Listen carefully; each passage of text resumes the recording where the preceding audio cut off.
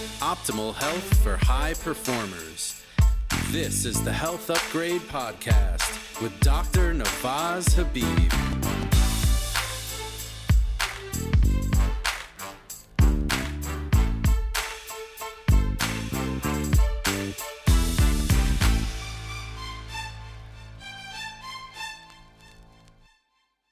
Hello, everybody. Welcome back to the Health Upgrade Podcast. I'm here with JP, my co-host, and I'm very excited as well to have our wonderful guest for today, Andrea Donsky. Great to see you, Andrea. Great to see you, and great to meet you, JP. Great to meet you.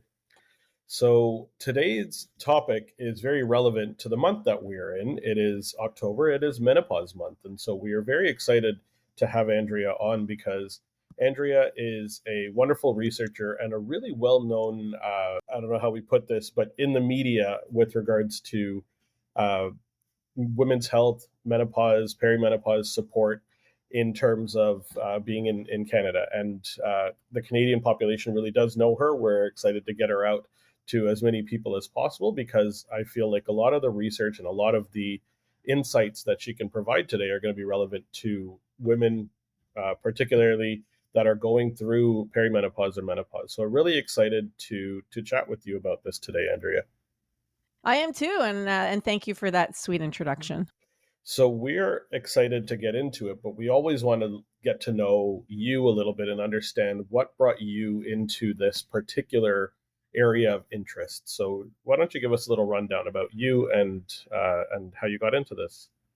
Sure. So, I mean, for me, my businesses have always been where I'm at in my life, my personal interest, and I've made it my mission to be able to help women, go through what I was going through. So, like you said, I've been in the health and wellness space a long time. So it's gonna be 25 years next year, and I had several companies in this space. So I basically grew up in it in my 20s, and now I'm in my 50s. I grew up really understanding health, wellness, our bodies, and I went back to school in my mid to late 20s, and I was like, I want to understand my body so well that I wanted to become a nutritionist because I was having digestive issues. And I got to the point where it was so bad I couldn't even function. I'm like, yeah, no, I need to understand this better. And then that way I can help other people who are going through that as well. And when I got into my 40s and I was 47 and I had my first hot flash, I was like, I really didn't understand what was going on. I thought, wait a second, am I in menopause? Like, I had no idea that there was a word perimenopause. I didn't even know it existed. I didn't know anything about this space. And at the time, I had been in health and wellness in that space for 17 years. And I'm like, but wait a minute. If I don't understand what's going on, maybe other people don't either. Other women don't understand either. And that's when I thought, okay, I'm going to change my vocation. And I had been in that space for so long. I'm like, nope, now I'm just going to focus on perimenopause and menopause. And the way my brain works is I love data, like data, the more the better. And I love research and I love understanding the hows and the whys and why, what's happening? Why is this going on? So I just changed direction in terms of what I'm doing. I've been with the same business partner, Randy, for the 25 years next year. And we've had, this is our third company. We started Morphus a few years ago in 2021. And I just thought, well, I need to understand this space better. And the more I understand, the more I can help other women who are going through it. And that's what I've been able to do. It's been amazing. Like you said, Navaz, I've been in the media for a very long time. It's about 16, 17 years that I've been doing TV segments, and I was doing lots around health and wellness, and now it's literally just talking. I mean, I talk about other things as well, but primarily is perimenopause and menopause. We can't hear you. Sorry, was muted for a moment there. I remember watching you on breakfast television probably 15 years ago before I really got into the space myself, but I recognized your face, and it was really cool for you to reach out when I had my book and for us to collaborate on your podcast. And so we're really excited to have you here. It's really interesting because it's a very common journey for people that we often have our own struggle and we create a solution, or we find that solution, and then we want to share that with as many people as possible. But this is a very common journey in this health and wellness space. So having had your own experience in here, when you started having those hot flashes, when you started experiencing those symptoms, and this became that real topic, what was that driving force to try to help people get through this? Because obviously, you being in this space, you hadn't heard from many people about what was about to happen and kind of this whole experience. Tell me a little bit about kind of that initial journey and what it was Sure. like actually experiencing that. So what I realize now, so I had a baby. I'm gonna take it back for a second. So I had my third baby at 41. And at 42, so I had all my postpartum symptoms. And at 42, things weren't getting better.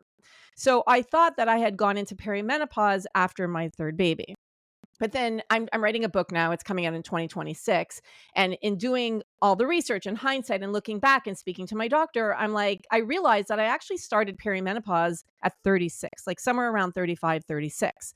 And it started with phantom smells.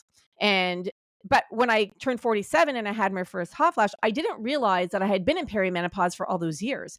And again, looking back, when I tried to get pregnant with my third, I had complications, which I didn't have with my first, and I had a miscarriage. Like there were a lot more issues with my third than I had with my first two. But again, not realizing I was in perimenopause at the time. So when I had that first hot flash, I was, I got my first hot flash and then it went away for 6 months and then it came back and I was so miserable. I couldn't function. Like when I say that it took over my life, I mean, I am not kidding. It would come every like minute and it would last for like 30 seconds. And I looked at my husband one day and it's very similar to my story of why I went back to school to become a nutritionist. I had reached my breaking point. I just couldn't do it anymore. I was like, you know what? I can't function. This is not for me. And for now, I know thousands and thousands and thousands of women, like it is so uncomfortable. And this is just one symptom, by the way, out of the 100 plus that we now know exists due to our research. So I looked at my husband and I'm like, yeah, I can't do this anymore. I need to find a solution. And that's what led me down my journey and down the rabbit hole of how am I going to help myself? Because I had already had the nutrition and lifestyle. Sure, let's manage our stress. Okay, easier said than done. Trying to do what I could do, all trying our best. That's your lane in terms of the vagus nerve and the stimulation. And now there's so many other hacks that we can do that can help. And exercise and movement. But things were changing so rapidly for me that things that worked for me before I got into this stage, they weren't working for me anymore. So I had to really understand how can I help myself? So through that nutrition, through the lifestyle, through the exercise, managing stress and supplements. And that led me down to understanding that brought me to understanding how can I help myself by adding in the supplements? And I found solutions for myself. And I was like, okay, now I need to share this with everyone else. So again, that personal journey and finding solutions that work.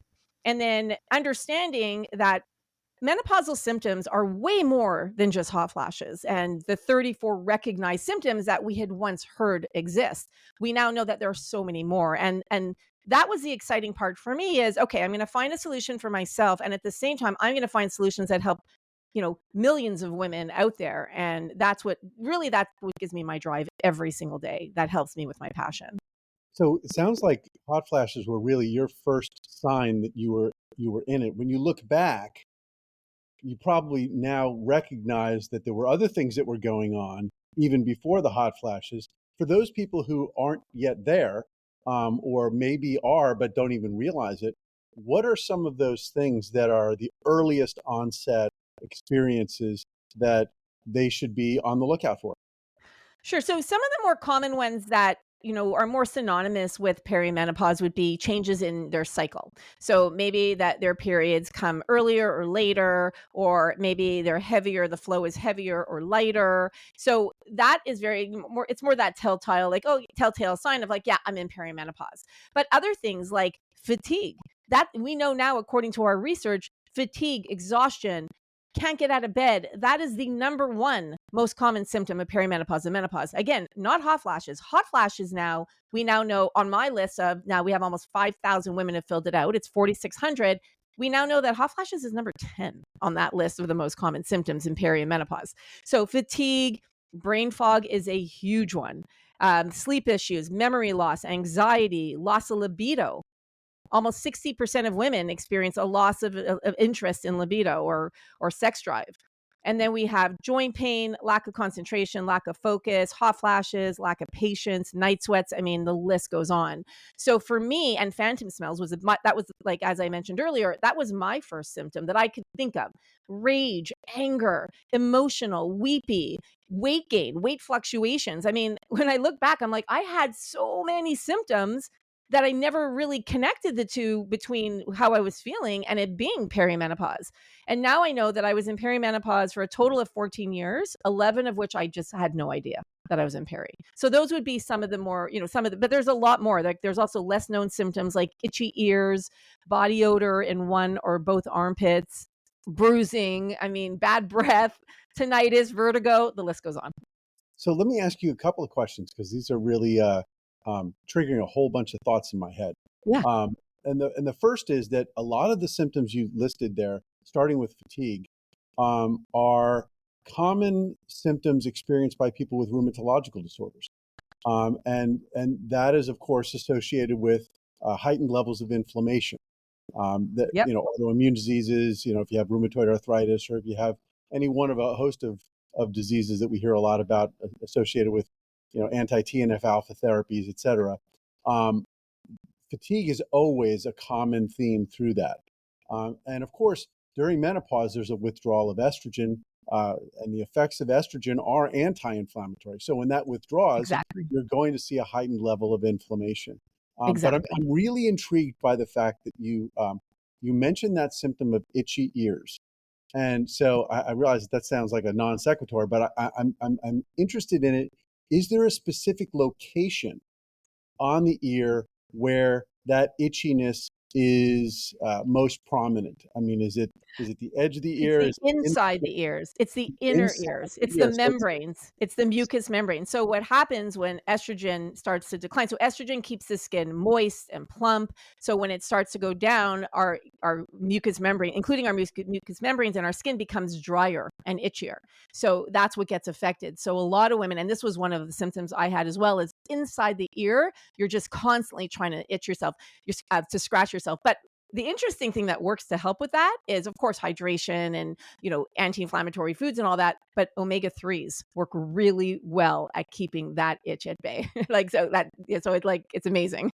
Isn't it interesting on the omega-3 side that is one of the strongest anti-inflammatories and one of the best for getting HRV levels elevated as well? Just wanted to bring that up. I love that. Yeah, it works really well and it's not very well known. So, and that again, and it's also for dry eyes, dry scalp, dry mouth. Everything. It helps. Omega-3s help to, obviously from the internal, from the inside out, it helps to hydrate you. So if any of you or any of your listeners have those itchy ears, dryness in your skin, please, the omega-3s are amazing.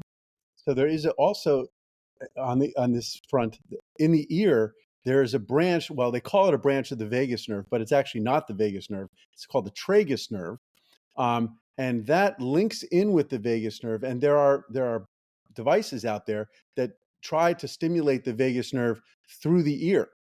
So cool. And it's interesting also because the ear is fascinating, and not just because it bleeds a lot, as we just found out in the last month, but when you have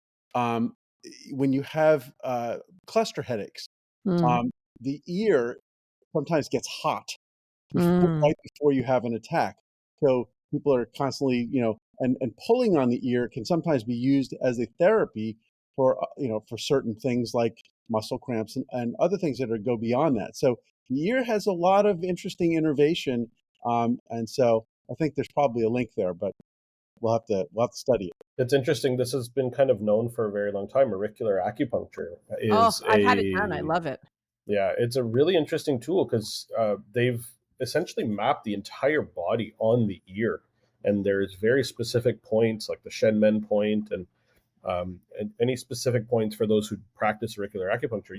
That like almost the entire body is somehow listed on the auricle of the ear. So this is really interesting. My chiropractor used to have like these little like acupuncture, like little stickers that he would put in my ear after I left, and he was like, just stimulate it all day long. Yeah. So I'm familiar with that. Yeah, and that's a really interesting tool. And you've mentioned obviously the brain fog, the fatigue, the lack of clear thinking, the cognitive deficits. Like these are what's really interesting is there's actually an interaction between estrogen levels as they decrease and acetylcholine levels follow. And acetylcholine is a neurotransmitter utilized by the vagus nerve to lower that inflammatory burden. So as estrogen starts to decrease, acetylcholine does the same thing. And that will have an effect of allowing inflammation to increase in its function in its symptomatic nature. And so we'll start to notice that brain fog. We'll start to notice memory issues or cognitive issues, particularly in the brain, because we use our brain for obviously everything. And so that's a really interesting interaction, something that I thought I'd bring up. So I love that you brought up that point, and I think you're going to love this stat that we found from our research as well, is you could really argue that out of the top 10 most common symptoms, 9 of them are related to brain health, cognitive health, and mental health. 9 out of the 10.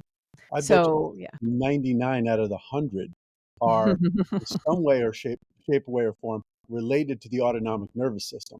Well, I would love you, actually, would love you after the podcast to take a look at it and then come back, because I'd like to include that in my book if that's the case.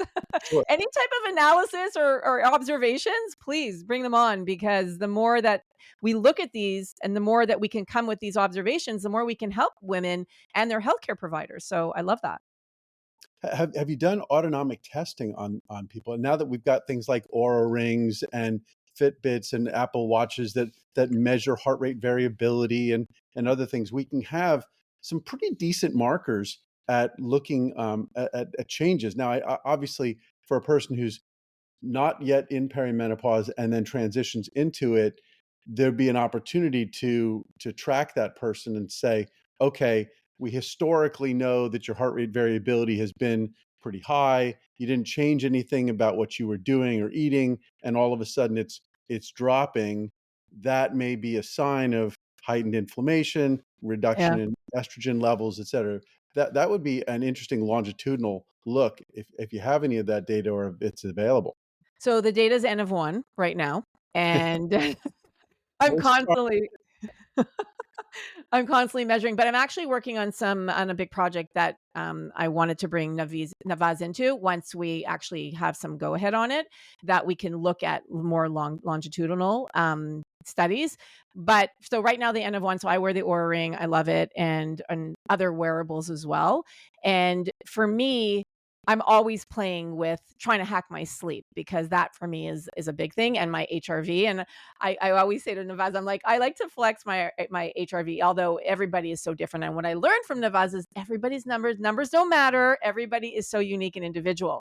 But I didn't really know my numbers before I started wearing the wearable. So I do believe it's such an important thing that we wear. And then how can we help it with the with the different devices? JP, I know what you were talking about, the Truvaga, and then the Apollo I've tried as well. And it's interesting because when you wear these wearables or these devices that help to stimulate the vagus nerve, and I brought on, when I was on Cityline, I think it was last year or 2 years ago, I talked about an essential oil that you could rub behind your ear as well that could help with the stimulation of the vagus nerve. So all these things that help to stimulate it, it's amazing. And that's your area of expertise. Was that the parasympathetic blend from, it's the blue bottle? I forget the name of the company now, but it was a company out in Collingwood. And they had like this oil that I think it was called the vagus nerve oil or something. And literally you put it behind your ear. Yeah. And then you massage it, and just the massaging and the smelling of the oil. But so these are all amazing to see how your body's recovering during the night. And we know, and this is probably a good segue, we know, according to our research, and we have, that was published last month in the Menopause Society's, the journal Menopause, that women, as they go into perimenopause and menopause, are, 66% of them are more stressed now than they were before. So it's a major issue when it comes to stress, and we're less able to cope with it. So, we need to find ways that we can help to stimulate that parasympathetic better. So, and according to our research, we asked women, like, what are you doing? So I haven't seen anyone mention the wearables, but maybe it's because they're just not as aware of it. And that's what I'd love, for you to talk about on my podcast, because I think it's something that could be really cool as a topic for our listeners.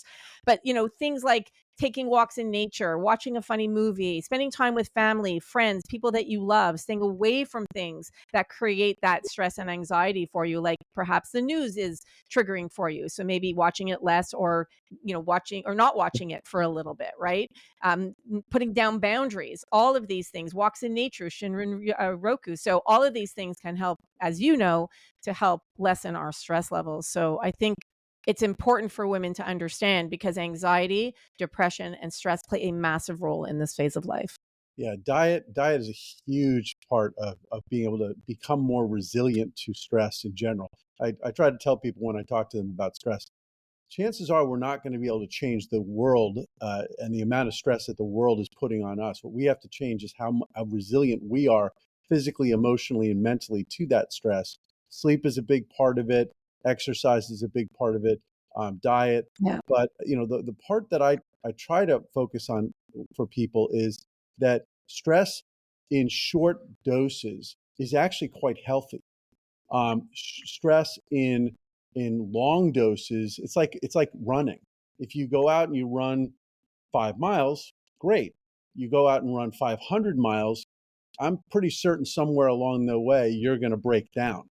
And so what you need to do is recognize that we just need little 5-mile runs of stress and 1-mile runs and going on a walk. And the way I like to, one of the tricks that I give people is something I learned actually from training for a marathon and running, which is you can go so much farther if you run for a mile and then walk for a minute, and then run for a mile and walk for a minute.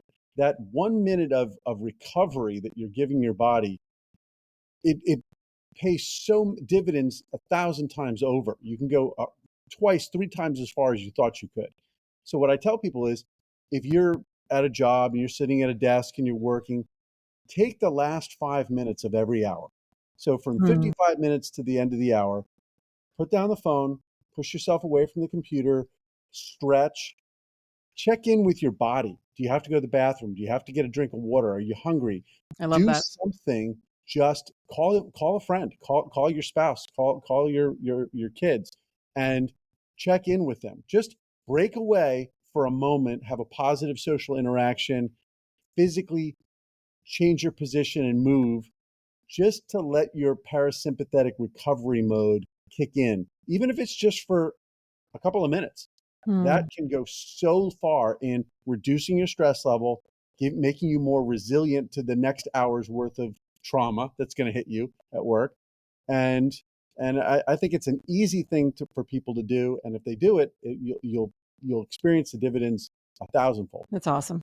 Yeah, I think the concept of cycling through stress and recovery, and allowing that to occur, that's a tactic that can be used by anybody at any point, like just really beneficial. And we know that those small stressors, JP, that you're talking about, those acute stressors, that's what we call hormesis or hormetic stressors, right? We have this little push into discomfort out of that comfort zone. And running for 5 miles, for me, it's like weight training, things like that we push ourselves a little bit outside of what we feel comfortable with, and that then we recover effectively from it, and that allows us to handle new stressors because we're essentially creating a new buffer, creating the opportunity to recover from, and building that resilience that's required to handle stressors that are unexpected.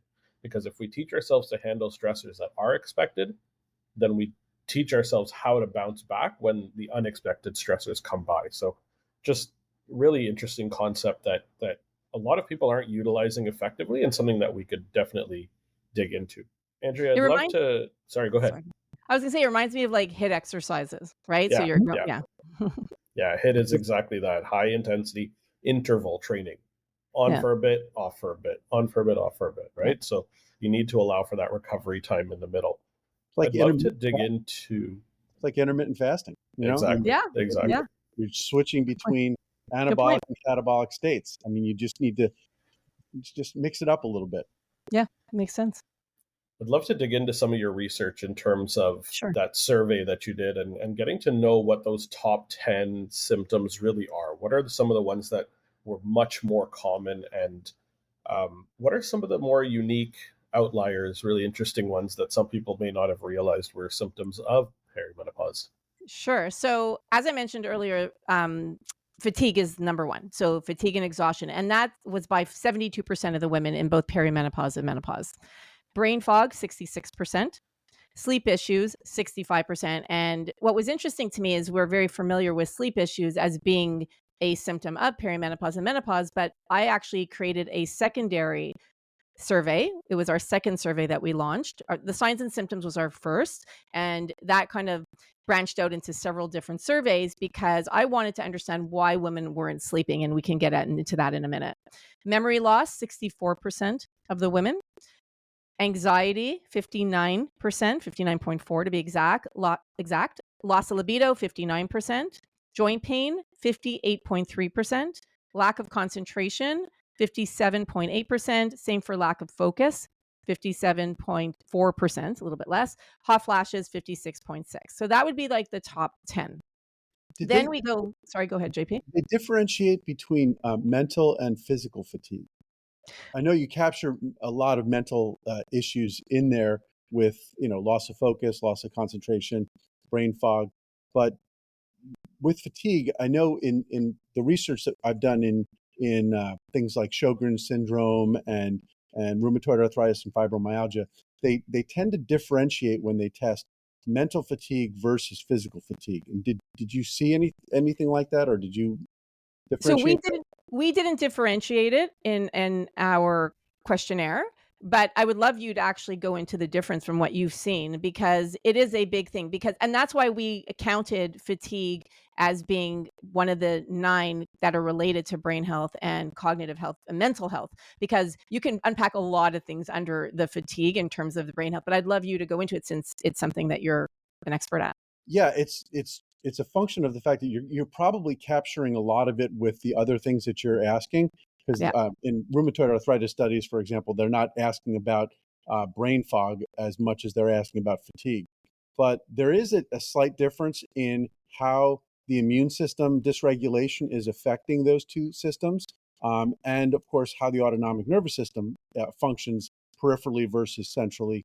So, for example, we've talked a lot about when you activate the vagus nerve, you're releasing acetylcholine. Well, you're doing that in the central nervous system because there's a nucleus in your brain stem that's the primary source of acetylcholine, and how that's affecting the microglial cells in your brain. And we talked a little bit before we went on the air about how that impacts your ability to learn and how to recall information effectively, et cetera.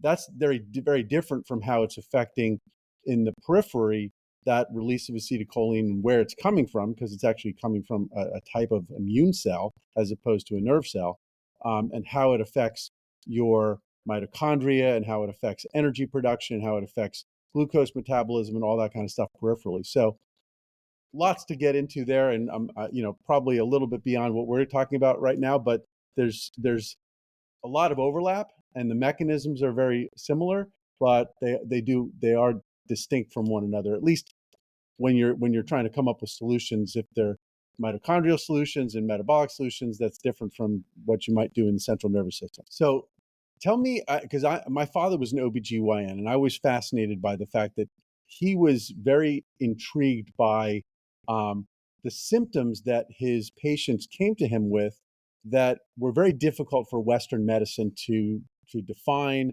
or to even diagnose, and that a lot of his colleagues viewed those symptoms as sort of just, well, that's just what happens with women when they're age, and didn't really have solutions for it. But he was always conscious of the fact that his patients were experiencing something and he couldn't explain it, but that didn't mean it wasn't real, and it didn't mean that it shouldn't be addressed. So one of the things that he talked to me about was, and I've read about this, and maybe you can elaborate on it, the symptoms that come during perimenopausal and premenopausal timeframes, things like the hot flashes and the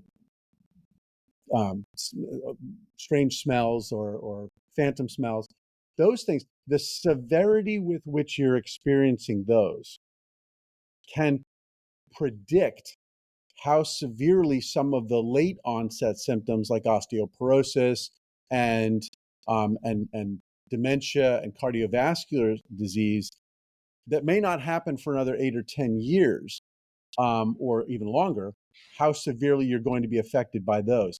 Is there anything in your research that talks about that, and how we might be able to, if we attack those early symptoms and we're effective in treating those, we're actually providing some pretty important protections for the long term? So that's not our research. Our research more focuses on symptomatology and then women in the workplace. But I am familiar with research. And to be honest, it's scary research because, we now know that there was some research done earlier this year, last year on night sweats and dementia. And we know that hot flashes are connected to heart disease. So that's not something that I focus on my research in particular. It's more survey research. But I am familiar with other research that is out there. And yeah, I mean, the research that I read on the night sweats and dementia, I was like, okay, so now we know that, but what can we do? I mean, aside from the things that we know that we could do from supplements or hormones or nutrition or lifestyle changes, the research didn't go beyond that as to saying, okay, here's what we think might be connected. So that was a little bit scary for me in reading that. And I actually thought about it. I'm like, do I do a TikTok about this or do I not? And I chose not to because I didn't feel that it provided enough information on the solution end of it yet. So it's a great point, what you're saying, JP. It's just not something that I focus on in my research, but it is, I mean, I do talk about it in my education part of it, and more research needs to be unpacked. But we are seeing how the severity of certain symptoms are relating to other things down the road. Yeah, it's not necessarily proven that if we could find ways to reduce those symptoms early on, that that's somehow going to carry forward. It's a hope. Right. It's there's some logic behind it, but there's no mechanistic answer as to why that would work. But if it turns out to be true, then I think a lot of the research that you've done to identify what those symptoms are, and then to identify things that help to resolve those symptoms at that time, might actually turn out to be helping people in the long term really, against some pretty devastating things that could happen in their lives with dementia and heart disease and osteoporosis. Osteoporosis. Like, I mean, Yeah, those are the big three that we know that we're more susceptible to as we go into menopause, right? that's And to your point, and I think this is an important thing to mention, is in speaking to thousands and thousands of women over the last 6 years or 7 years, one of the things I hear over and over again from women, and they'll say like, "Oh, what do you do?" Or, or if I talk about something about menopause, they're like, "Oh, I'm way past it. I'm way past menopause." And my answer is, and a little bit of the confusion comes from the definition of the word. So you've got perimenopause, you've got menopause, and then you've got postmenopause. And menopause and postmenopause are the same thing. So, and that's where women are like, so menopause is actually just one day if you think about the definition of it, and menopause equals postmenopause. Postmenopause is everything after that day. So I actually would love to rewrite the definition and be like, no, no, no, we don't need the word postmenopause, because I feel it's a confusing thing for women to think, oh yeah, I'm already through it, I don't need to pay attention anymore. Where in fact, you need to pay attention even more now, because it's like puberty. Once you're through puberty, you're always through puberty. Yeah, I'm sure I'm way past it. I'm not, 12 years old anymore, but you still, like, it's the same logic applies, is that once you're in menopause, you're always in menopause now for the rest of your life. And we are more susceptible to certain things. So now more than ever, we need to look at our nutrition. And to your point earlier, nutrition is the foundation for everything, right? So nutrition, lifestyle, movement, and then we look at supplements and or hormones. Hormones is out of my lane, so that's not something that I speak about openly. I've tried things, but that's not my lane. So I'm an expert at certain things. Hormones is not one of them. I leave that to the doctors and the experts. But there are so many options nowadays that don't stop taking control of your health and how you feel just because you think you are past menopause. No, no, no, no. Now is the most important time to actually pay attention to everything that you're doing. And the reason for that, in a lot of the research that's popped up, is the fact that as those levels of estrogen decrease and we get into the situation where progesterone, estrogen are not having their cyclic patterns anymore, what's actually happening is increased activation of FSH, LH, which are other hormones secondarily, but increased activation of the immune system into a more hyperactive, immune activated state. And the conditions that are associated are literally what we've outlined. The osteoporosis, because now we have osteoclast activity that's increased, and that's breaking down the bone a little bit more quickly.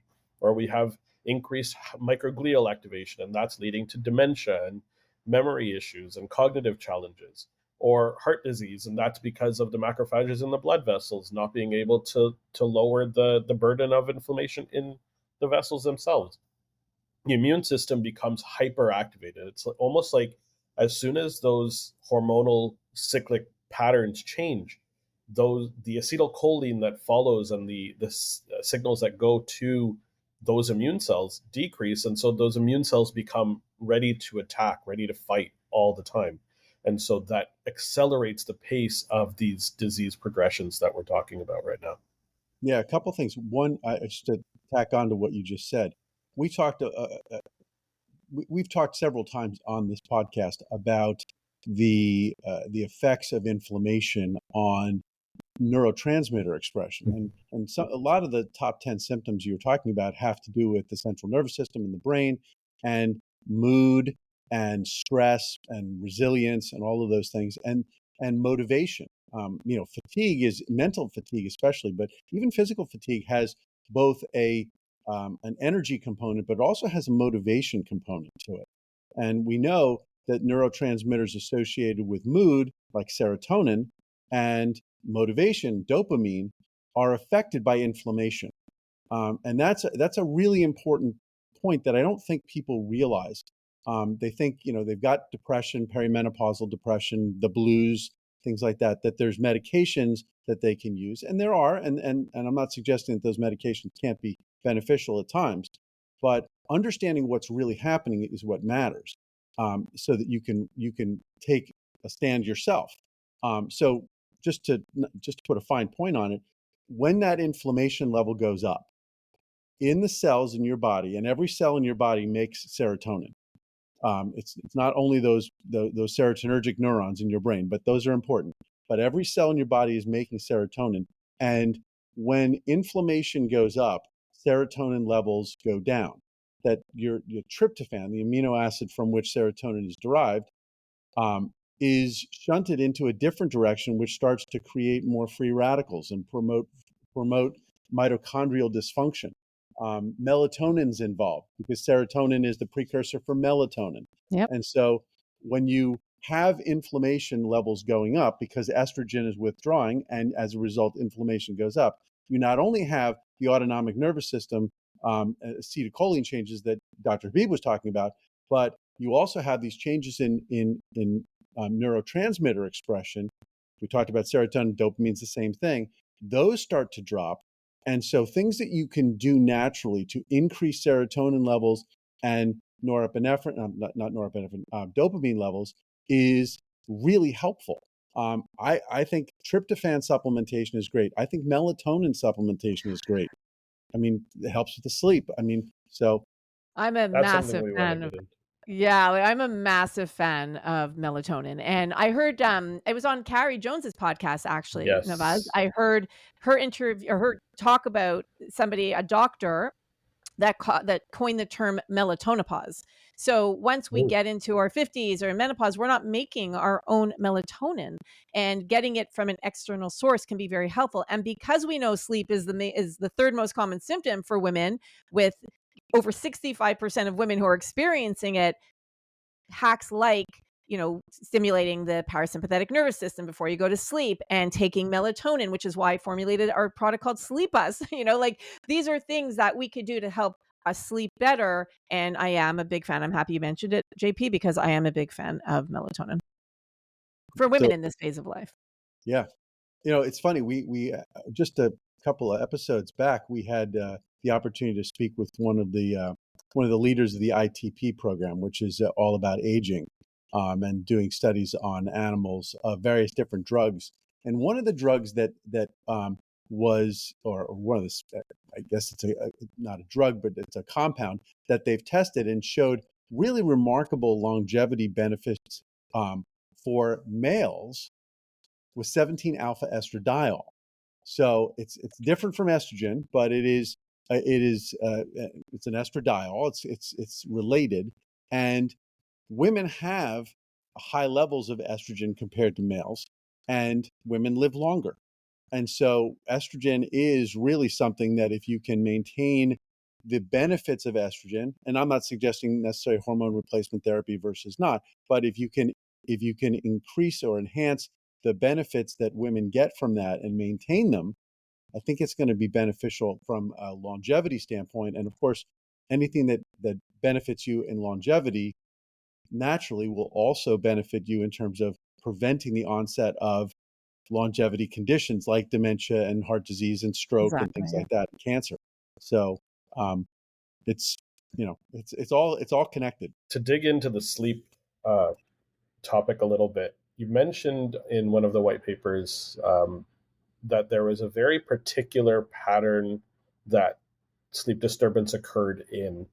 Go ahead and do that. Let's elaborate on that sleep disturbance and that kind of that 2 to 4 a.m. like clockwork concept. Yeah, I'm very excited because the our sleep issue survey was also published in the journal Menopause. We had 4 of them, which another one was doctor's visits and our stress and anxiety survey. So I do want to get into our doctor's visits survey after. So this is a published survey, which very exciting because now we're published researchers, which is amazing. So we know, according to our sleep survey report, is that women are waking up. So the top 4 reasons women are waking up in perimenopause and menopause, number 1 is they're waking up between 2 and 4 a.m. And that was 63% of the women. Now, there are several reasons why women could wake up between 2 and 4 a.m., with cortisol rising at the wrong time being a major one. So what we know that is related to, that's your area. What is that related to? Stress and thank you. autonomic nervous system. Yep. Stress, exactly. Stress and anxiety. So that's number 1. So that you could argue that waking up between 2 and 4 a.m. is number 1 reason is stress. Number 2 is bathroom visits with 54% of the women. Number 3 is night sweats or hot flashes at 49%. And then number 4 was anxiety and stress and heart palpitations at 49%. So in my opinion, the number 1 reason we're waking up during the night is because of stress. Like if I was going to go and give my own, not the scientific report, but my own interpretation, it's because of stress. So I do think that it's really important that we do something to stimulate that vagus nerve, which is why, Navaz, I love interviewing you, because everything is so interconnected to what we do, and sleep is such a big issue. So how do we relax ourselves before bed? Well, whether that's deep breathing, whether that's, meditation, journaling, gratitude, just watching a YouTube video on sound baths. I love sound baths because of the vibration, the frequency, and the sound. It'll stimulate your vagus nerve so quickly. Mm-hmm. Like I know you've shared gargling, like all the tips that you always share on my podcast. So anything that we could do to help relax before we go to sleep will obviously help. And then bathroom visits, that's a big one. Vasopressin, which is an antidiuretic hormone, it goes down during the night as we age. So how do we bring that up? Again, our Sleep Best product, it does address that with our lactin, which is an ingredient in there. And then obviously night sweats and hot flashes. So sleeping in a cool room, maybe you need a supplement like pycnogenol or DIM. Like there are things that can help with that. And making sure that, again, stress is connected to that, because when you're stressed, it can trigger a hot flash or night sweats, and so can nutrition. So for example, for me, if I eat ultra processed sugar before bed, I will get like more night sweats than if I didn't. Even chocolate, which is very interesting. I'm exploring a little bit now with chocolate, because chocolate for me, when I eat it, and I love it and I eat it all the time, and it actually triggers hot flashes and night sweats for me. So I'm trying to experiment now with I've heard from some experts that like it could affect the liver, but I haven't seen the science on it, and I'm trying to find the science on it, because everything right now is like, it's an antioxidant, it's amazing. But I'm wondering how it affects women in perimenopause and menopause. But for me, it'll trigger night sweats for me. Just a couple of thoughts on chocolate. Do you tend to eat milk chocolate or dark chocolate? No. It's like 70-80% dark. Okay. And there's a fair amount of caffeine that oftentimes is associated. Do things like coffee and tea also trigger night sweats? So I'm not a big coffee drinker or caffeinated tea drinker. So, but if I do have coffee now, like during the day, it used to trigger hot flashes for me, but the supplements help me. I don't really have them so much anymore. So to answer your question, no, it's not triggering that hot flash for me, but I haven't tried it before bed, and I wouldn't anyways because of the caffeine. So I wouldn't even go there. Okay. It sounds like the caffeine may be a contributing factor potentially. Yeah, could be. Yeah. Right. And so that may play an important role. We also know that the chemical structure of the cacao, kind of the chocolate, mimics dopamine as well. So it's one of the reasons why we're motivated or driven towards chocolate, why it's one of those areas that we're like, we want that, and it creates that dopaminergic response. or mimics it. So that's an interesting reason for maybe why you're or so many people, not just you, me too, that we are driven towards this idea of like we want that chocolate. So I've personally found that if I eat any kind of chocolate in the morning, I am absolutely craving it all day. If I hold off and don't eat it until the evening, or obviously don't eat it all, but if I don't eat it until the evening, I don't crave it even through the rest of the evening. But if I do it in the morning, it is just impossible for me not to. I will find myself just unconsciously, all of a sudden there's a piece of chocolate that I don't even remember getting. So it's so good. It's dangerous. It is, and it's so yummy, and the dark chocolate, and it does have antioxidants, all these good things. But anyways, I'm still looking for the evidence on that one. But yeah, I do believe that the caffeine can play a major role for it. For sure. Yeah, and those hot flashes and the amount of time, the sleep architecture that you're losing now as a result of that 2 to 4 a.m. window. Men have the same problem of getting up and going to the bathroom. It's a trick of trying to figure out how to get back to sleep at that point after you've gotten up to go to the bathroom. But what I have found in my life, in different periods of my life where there was serious stresses going on, and I would wake up in the middle of the night with that stress, what I found was that vagus nerve stimulation, and I'm putting a plug in for it, but for me personally, during those periods of time, vagus nerve stimulation is able to quiet my mind in a way that really nothing else can. That one of the reasons why vagus nerve stimulation is used with therapists, for example, who are dealing with people who have been through a trauma, is because sometimes just reliving the memory is enough to cause 100%. An autonomic response, and trying to process through the thoughts is very difficult, and the memories, if you have an autonomic nervous system response that's driving your physiology.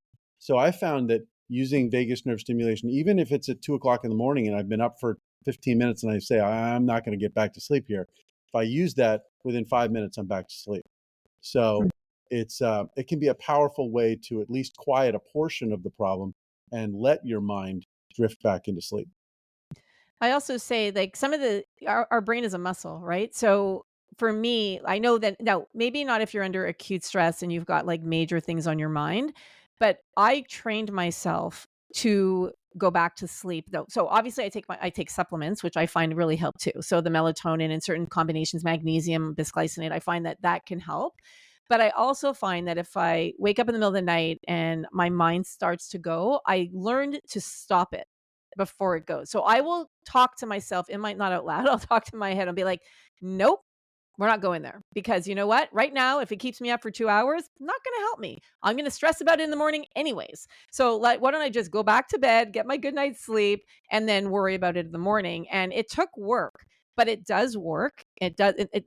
I kind of look at it, I put a big X over it, right? I visualize a big X. I'm like, nope, not going there. And then I say something called Ho'oponopono. And I don't know if you're familiar with it, but it's a Hawaiian healing method. And I read the book years ago. I got it as a gift, as a Christmas present years ago. And it's 4 sentences. It's, I love you, I'm sorry, please forgive me, and thank you.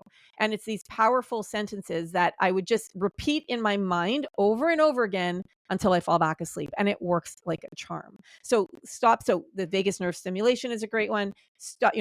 Stopping your brain from doing it, training your mind to not go there, and then repeating those mantras, I find, and taking supplements, I find that has really worked well. And that's what I believe has really helped my HRV be as high as it is. I truly believe that that's what helps me get that better night's sleep and that recovery from stress, because I'm not immune to stress. I look at my Oura ring during the day and I'm like, wait, I didn't even feel stressed. Why is it in the stress part? Like, wait, I didn't like it. That stresses me out. I'm like, wait, what are you doing? But my nighttime recovery is like, oh my gosh, like amazing.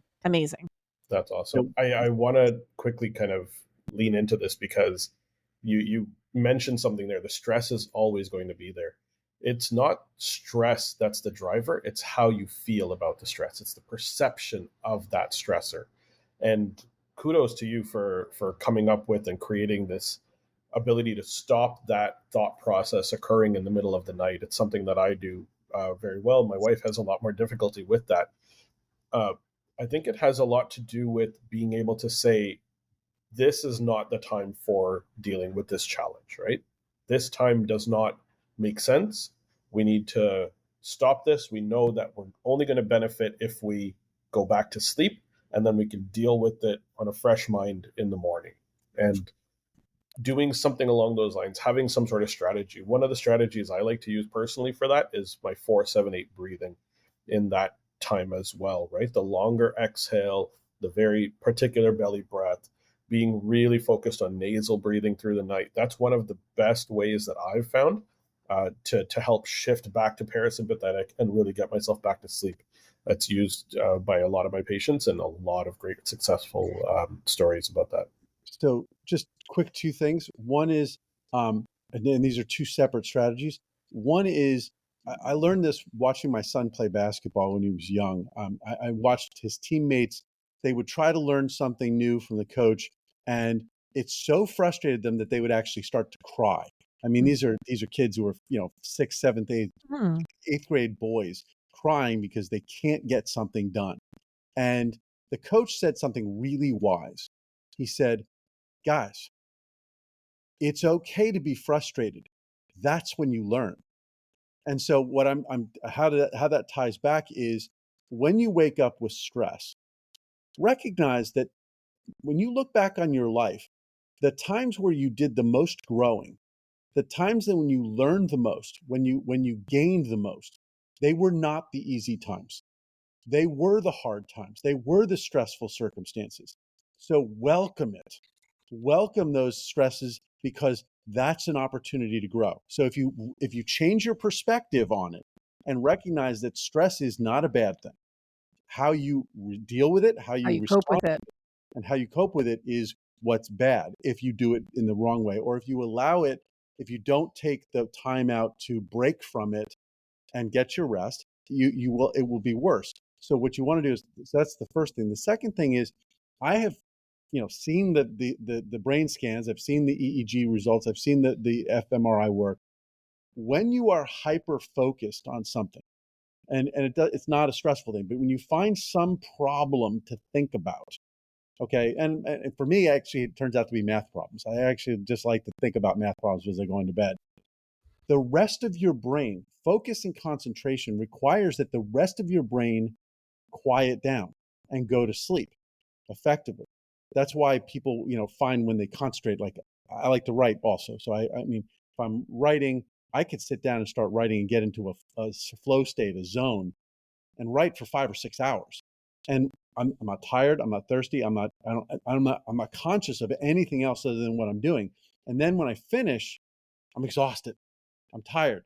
So what I'm saying is, if you find something that's non-stressful, that's enjoyable to think about, that you can that can really capture your attention and concentration, and think about it as you're going to sleep, as you're trying to go back to sleep, you may find it much easier to do so, because the rest of your brain will go to sleep very quickly. It's trained to do that. And then you just have to shut off that one part that you're thinking about, and it's easy to do that. So just a little trick that works for me and maybe for others. That's awesome.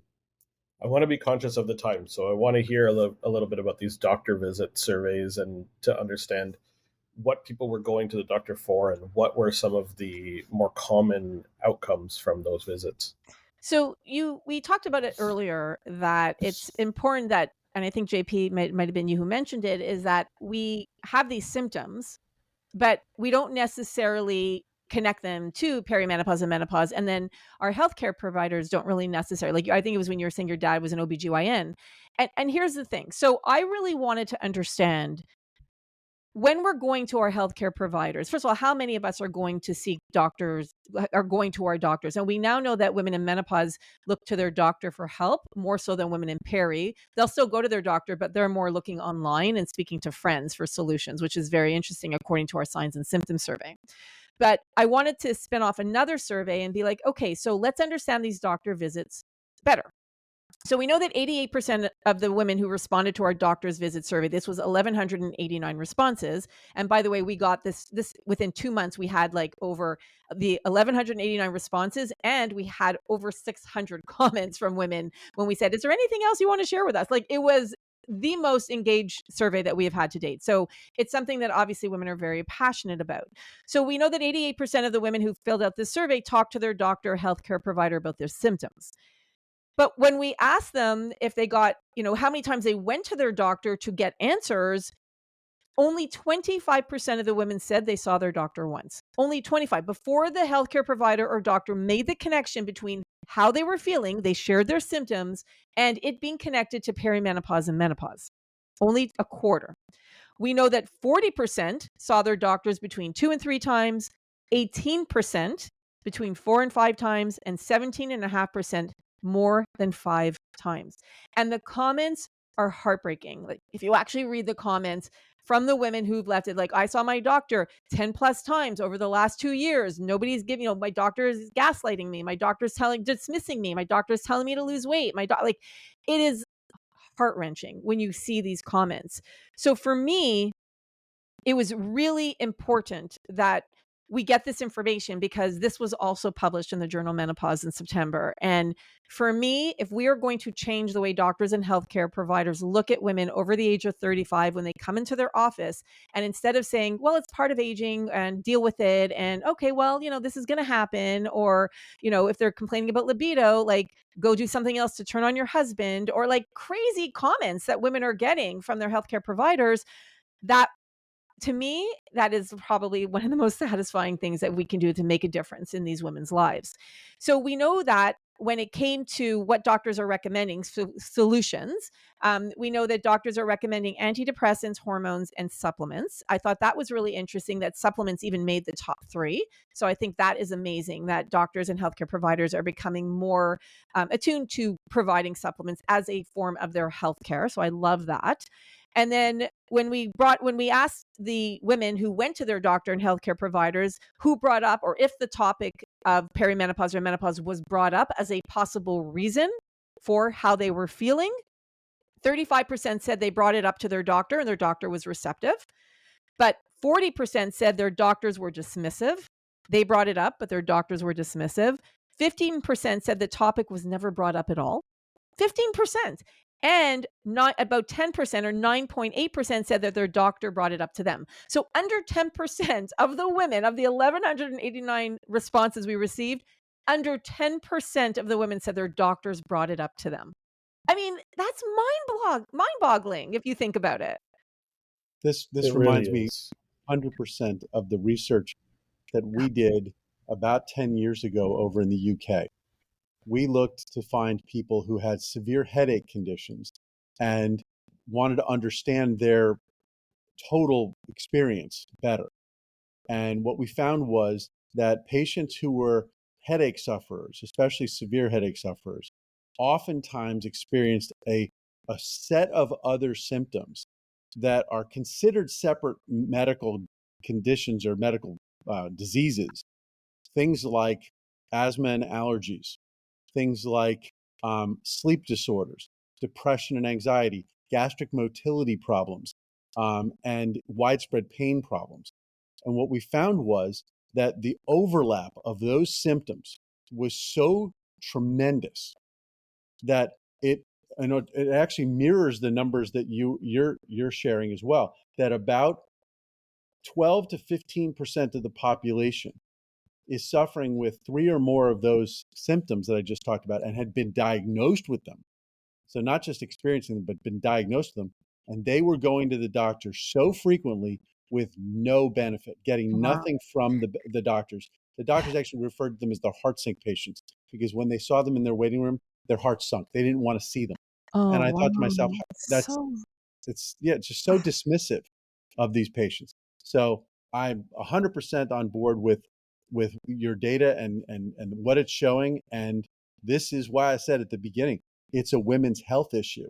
A lot of the things that we're focused on with vagus nerve stimulation is a women's health issue, because women are suffering with these conditions, and for decades they're experiencing these problems. So Yeah. I would love to see whether or not women who are migraineurs or women who are suffering with fibromyalgia symptoms in their 20s, even in their teens and 20s and 30s, whether or not they are more or less likely to experience severe menopause symptoms. And it would just be an interesting parallel to see, because I think we've tied the autonomic nervous system pretty well to those conditions in their teens, 20s, and 30s that I was mentioning.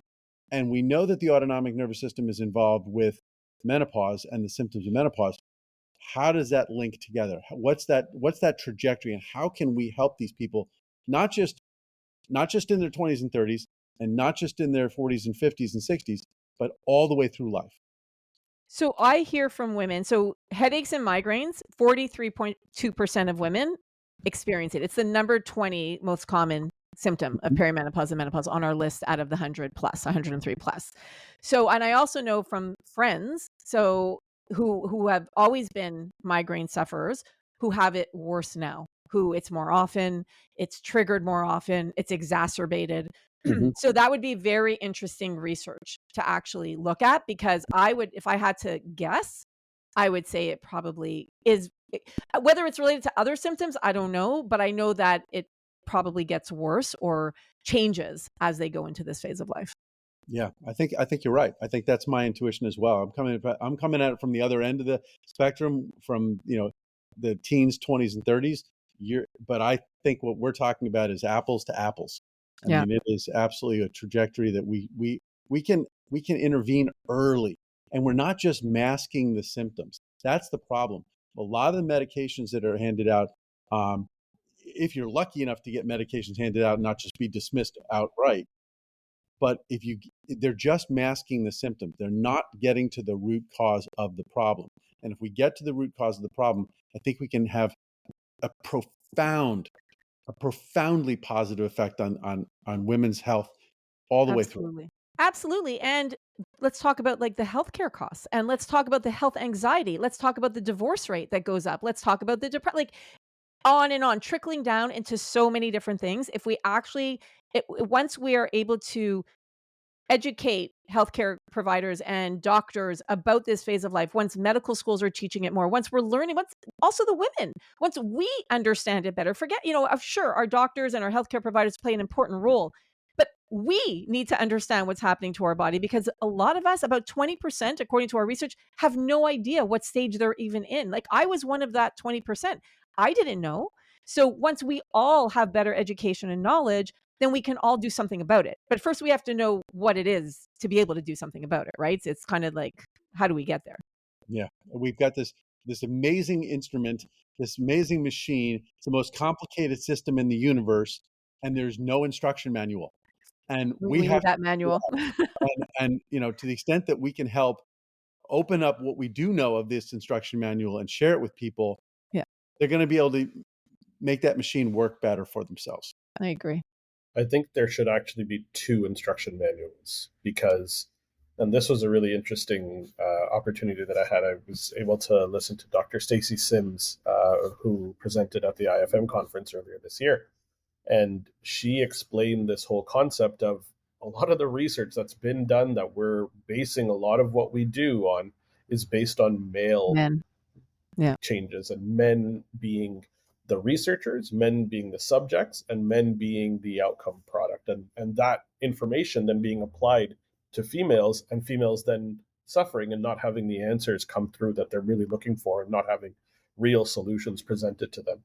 She had a really great TEDx talk called "Women Are Not Small Men," and I think we need two very different, very specific instruction manuals to understand that women's health is very unique. It's very different from what we've seen in the research for so many years. So, one massive instruction manual with two very, very large different chapters, because women's health is something that is clearly incredibly overlooked. And the Different fact that doctors are having that moment where they don't want to see these patients, mostly out of guilt of not knowing what to do, not being able to provide a solution. Like I'm a healthcare practitioner. I've had those moments where a patient comes in and their back pain is so severe that I literally can do almost nothing to help them, or one of those types of situations. I never wanted to experience that, and that moment was always really challenging for me. So for healthcare practitioners, let's do some research on our own.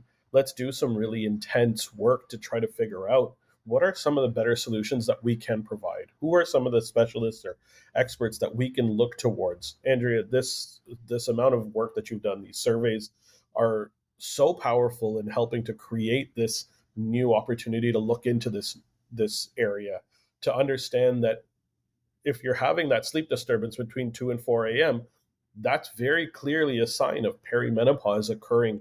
And it can be starting at 36 or 37, like it did in your case, right? It can be something that can be supported with the right supplements, with the right tools, the lifestyle strategies that we can provide early on. And what we're seeing more and more is symptom severity seems to be pretty similar throughout, right? If they're having headaches early, and the severity increases or the frequency can increase down the road. The fact that we have this hot flashes leading into heart disease, or we have these particular symptoms that are experienced during the perimenopausal time that are showing that there's correlation to challenges that occur more significantly postmenopausally. I'd love to hear if there's any research that you've come across that showed any challenges or any conditions that were experienced prior to perimenopause, things like PCOS, endometriosis, any of these types of conditions. Did they correlate, or was there any alignment to severity of perimenopausal or menopausal symptoms? So I don't have my own research on it yet from our citizens research, but I have my N of 1. So again, we always go back to the N of 1. I had PCOS for, ever since I can remember, since my teens. And it definitely plays a role. Now, again, we know there's certain things that obviously the pre-existing conditions that play a role in certain things. But for example, PCOS and insulin resistance. So we know that there's a huge correlation. Now, when I had PCOS when I was in my teens, we didn't know this information, but when I couldn't get pregnant and I went to my doctor and she put me on metformin, or wanted to put me on metformin, I ended up doing a natural version of it, a supplement that worked. But they know that there's a connection between IR and fertility, right? Or insulin or blood glucose or dysregulation and fertility. So now that we know that, so women who have PCOS, can we do or intervene in a certain way that will help it, because we're more prone to insulin resistance as we go into this phase of life, glucose dysregulation, all of that.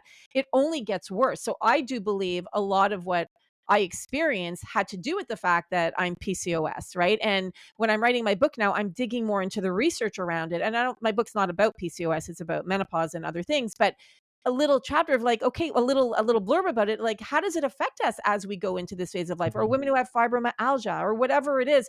So many of the symptoms overlap with perimenopause and menopause. And that's why it's also very hard for a lot of healthcare practitioners to be like, okay, is it this or is it that? And the women ask me all the time, they have this, is it related? They have that, is it related? And everything does overlap. So it becomes a little bit of you have to kind of like be a detective and try to figure it out. And so, but I do believe there is that connection of how can we help women, knowing if they come into this phase of life with certain pre-existing conditions, can we do something more to help them? Right. So if I knew that blood glucose dysregulation was a major issue for me, blood sugar dysregulation, then I would have been much more on top of that. But I didn't really know. Right. And now I'm saying, oh my gosh, I'm seeing it. I wore a CGM for about a year for my research. And I'm like, whoa, like we need to really talk about this more, because there is that massive connection. So yeah. So great question. Not my own research, but a lot of my N of 1, and then speaking to women and hearing their stories. Yeah, it goes along with the idea of there's a whole host of, whether it be autonomic nervous system or immune dysregulation or metabolic dysregulation, that leads to symptoms that's where the root cause is. I mean, I always talk about the fact that there's 4 pillars of health. There's your immune system, your homeostasis with nutrient sensing internally, et cetera. There's your metabolism, and then there's your autonomic nervous system.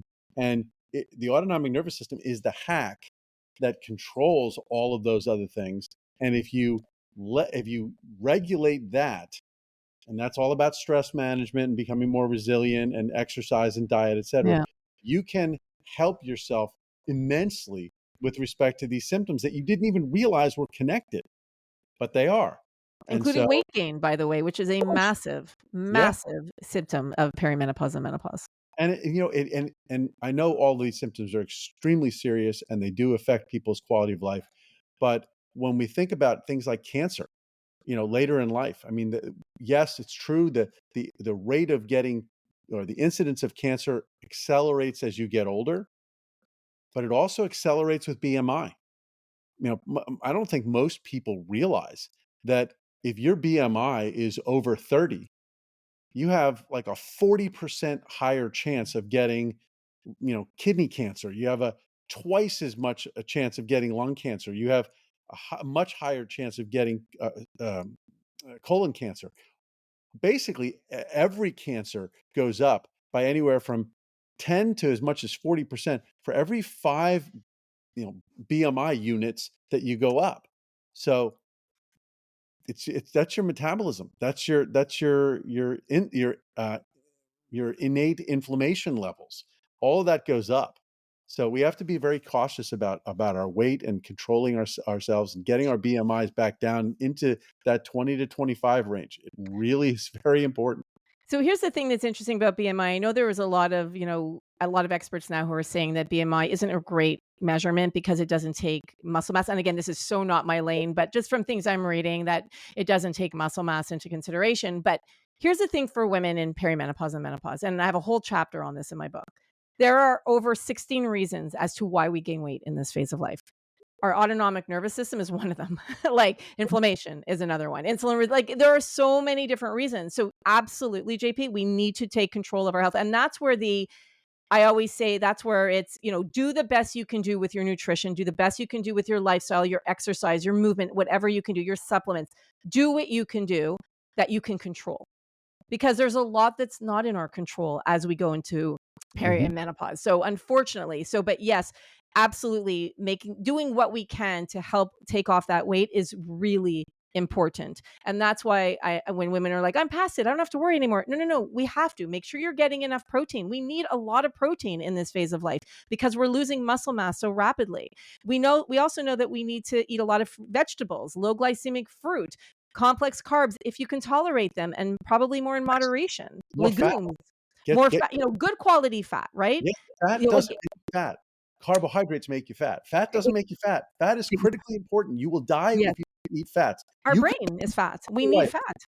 Don't be afraid of fat, right? Carbohydrates. Yep. And I'm gonna add one more piece to the fat is good quality fat, because we don't want trans fats, we don't want seed oils, we don't want like canola, soy, sunflower. Like that's not. We want olive oil, we want coconut oil in moderation, and we want avocado oil. Like, and again, palm oil is more neutral, but like again, from obviously sustainable countries. But these are the fats that we want, and not be afraid of it, and everything in moderation too. Look, I can't do keto. I can't do crazy high fat, especially like my body just doesn't like it. So for me, like everything in that moderation, and do what works for you, because we're also unique and different. So what works for me may not work for you, and vice versa, right? So listening to your body. But yes, absolutely. Control what you can control. Be mindful of what you're putting in your body. And then what you can control, try to get information from other places, see what you can do. Maybe there's like some hacks that you could, you can implement into your life. Let food be your first medicine. Always. Foundation of everything. For sure. Absolutely. I think there's a lot of info in here. We've had a really great opportunity to connect and to share and learn from each other. This was really a wonderful conversation. Andrea, where can people find out more about you, your research, and Morphus, and all of the work that you're doing? Yeah, thank you for asking. So I would love you to, if you listen to today's podcast and you want to help us with our research, if you go to my website, which is wearemorphus.com. So WEARE, and it's Morphus, MORPHUS.com. So think of like metamorphosis. So morph, us as a community. We made up the word. So it's wearemorphus.com. And at the top, you'll see it says research. And we have 10 surveys there right now. So you could go there. We have also an assortment of supplements that you could choose, all that are vetted by me and my partner, Randy. And then we also, I live on TikTok at Andrea Donsky on TikTok, but we're on Instagram at We Are Morphus. We're pretty much everywhere at We Are Morphus, but my personal favorite is on TikTok. So at Andrea Donsky.